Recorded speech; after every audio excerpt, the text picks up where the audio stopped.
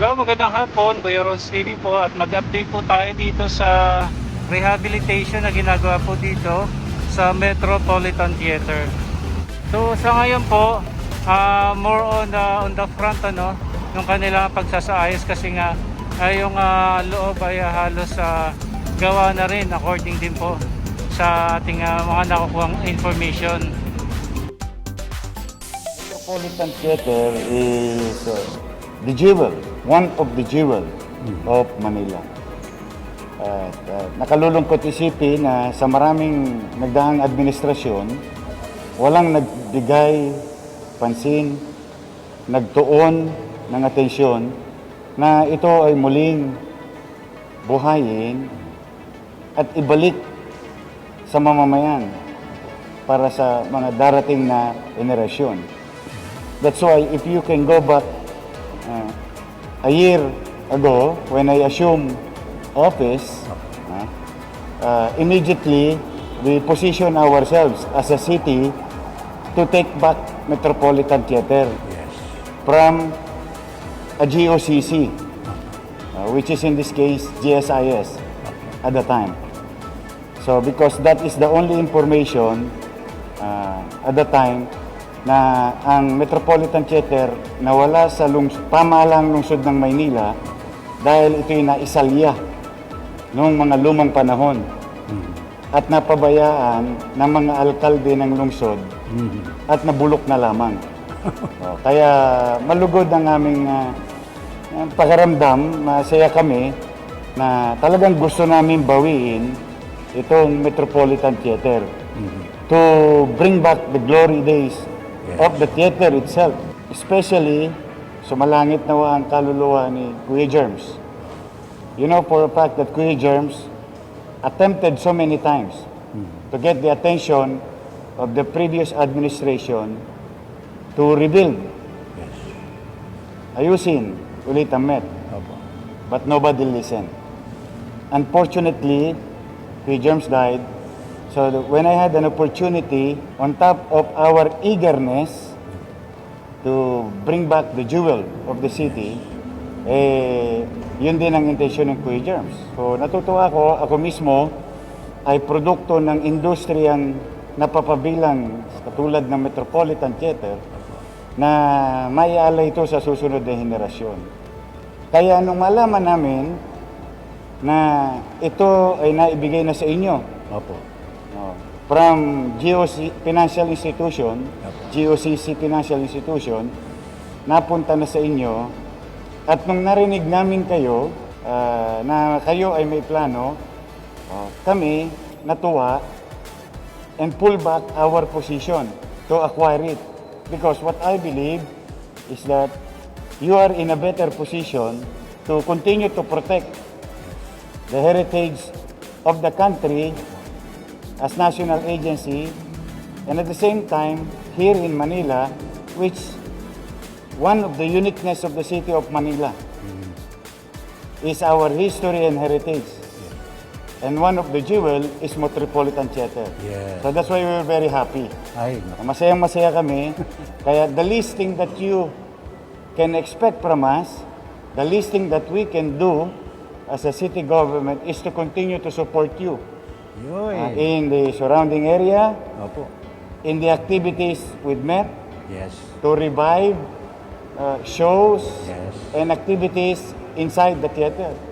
So that yung mga bata ngayon, maunawaan nila kung bakit kayo na mga matatanda na inabot yung sigla ng Maynila bago ito nalugmok. Makita ng mga bata ngayon yung the reason why.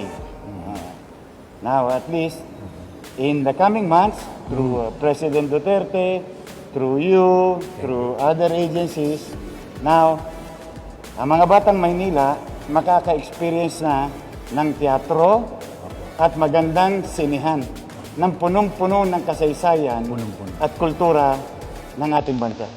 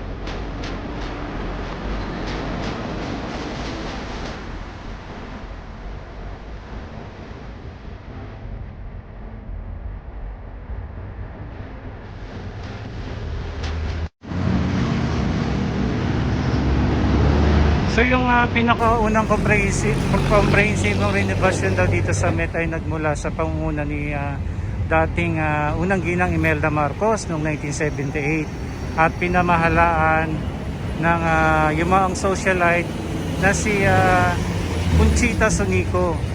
Ayan, ang gusali ay pinaubaya sa ilalim ng pangasiwa ni Otilio Arellano, pamangkin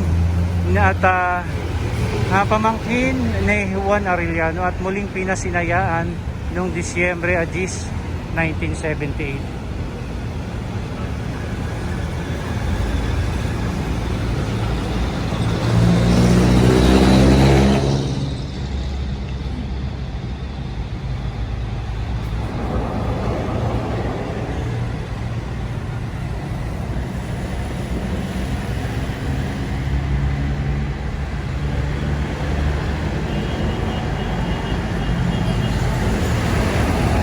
So ito pala yung itsura nung binomba, no?